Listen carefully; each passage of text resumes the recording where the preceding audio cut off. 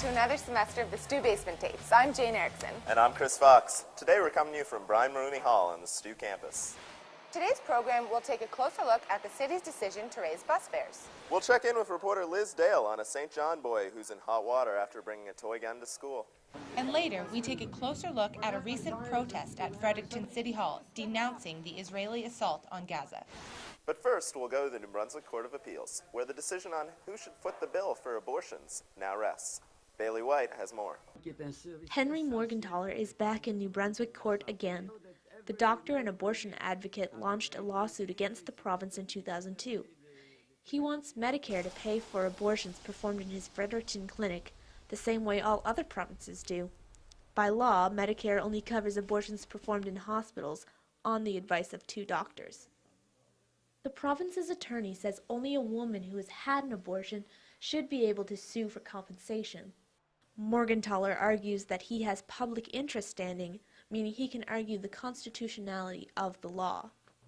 UNB law professor Carissa Mamathan says asking a woman who is actively seeking an abortion to bring the case to court herself would be ineffective. There's little to be gained by requiring that individual person to identify herself and put herself through the court process in order to determine the validity of the law. We don't need an individual person's story to determine whether the New Brunswick government has acted consistently with the Constitution or not. Of course, the case is not without controversy. Pro-life campaigners say taxpayers shouldn't have to foot the bill for abortions. Peter Ryan is the director of New Brunswick Right to Life. He says that if Morgentaler is given public interest standing, so too should his group. Another thing that's especially troubling for us, New Brunswick Right to Life tried 4 years ago to enter into this case as an intervener, which means that we would represent taxpayers, the unborn, and women. And this same court, the Court of Appeal, which had the hearing the other day, denied us status to represent women and so on. So it's galling for us that Morgentaler might get to represent women. The New Brunswick Court of Appeal has withheld its decision for at least a few months. However, in other provinces where Morgentaler has brought this issue to the courts, he's always won. For Stu Journalism, this is Bailey White. Thanks, Bailey. The failing economy is starting to affect Fredericton City bus travelers. City Transit recently announced that their bus fares for 2009 will increase from $1.75 to $2. Jillian Watts has more on the story.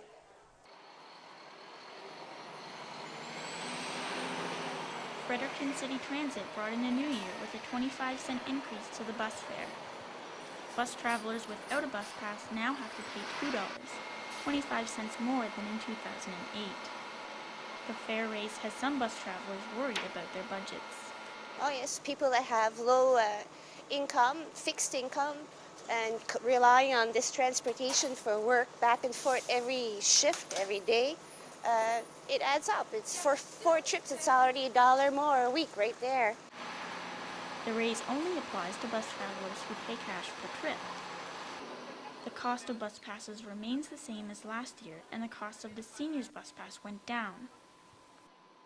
While St. Thomas University students have a bus pass included in their tuition, UNB students like Megan Steeves are left in the cold.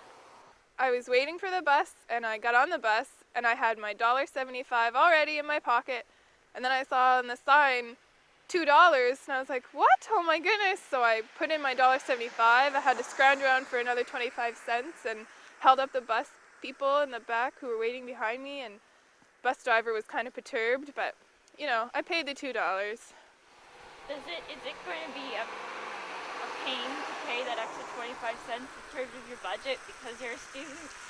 Well, I think so, yeah.